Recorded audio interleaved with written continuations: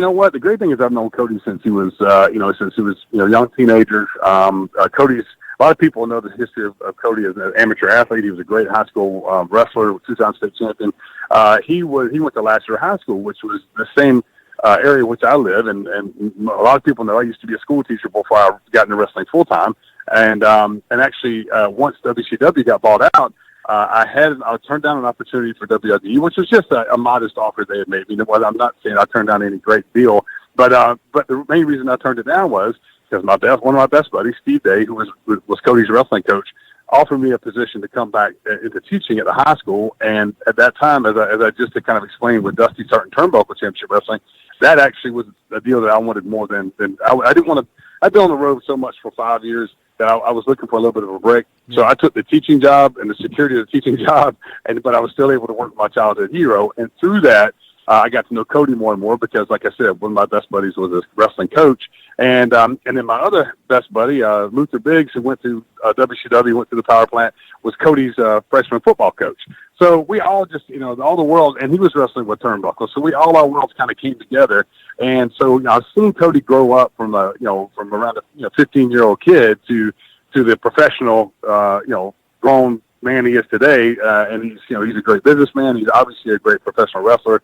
And as this AEW thing started to develop, obviously, I was talking with him because him and Dallas, we still talk an awful lot. And anybody that watched All In, back last September, I was just honored beyond belief when he contacted me and basically told me, that his dad, my mentor, Dusty Rhodes, considered me what he would say one of the digits. He said he had 5 close friends and sometimes less than 5, and he considered me and Dallas and Tommy Dreamer, 3 of the digits. And so, that was something that was really, really huge to me, and it really brought me and Cody back.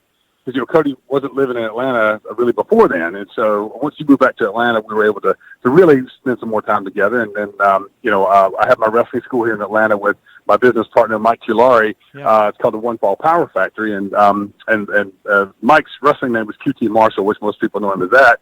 And Mike is now a producer with AEW. And Brandy trains at our school. Cody trains there when he needs to come in and train for a certain match or whatever. He comes in or just to stay sharp. So yeah, we, the Nightmare family has kind of come back together, so to speak, here in Atlanta. And I'm thrilled to death. I'm so happy for him. I was over at their house this past Sunday. I filmed an episode. Brandy has a great YouTube show called Shot of Brandy. It's a cooking show that she does. And I was her guest on that show. And, I told her, I said, I don't know much about cooking, but my specialty is eating. So you cook it, I'll eat it. And so that worked out good too. But yeah, people ask me all the time, like, what's my future with AEW? And right now, my future is nothing official. I'm just here to support Brandy and Cody and the AEW because I think they're going to do some great things. And I'm not just saying that. I mean, I've been around this business for 32 years. I've seen a lot of stuff come and go, and I see them breaking new ground and really connecting on a level with fans that has never been done before. And I think that's their secret weapon, is the way that they are approaching their connection to the fans. And so I'm really excited to see what's coming down the pike as far as TV in October and just personally and professionally what they have in store, for the fans and for the wrestling industry as a whole.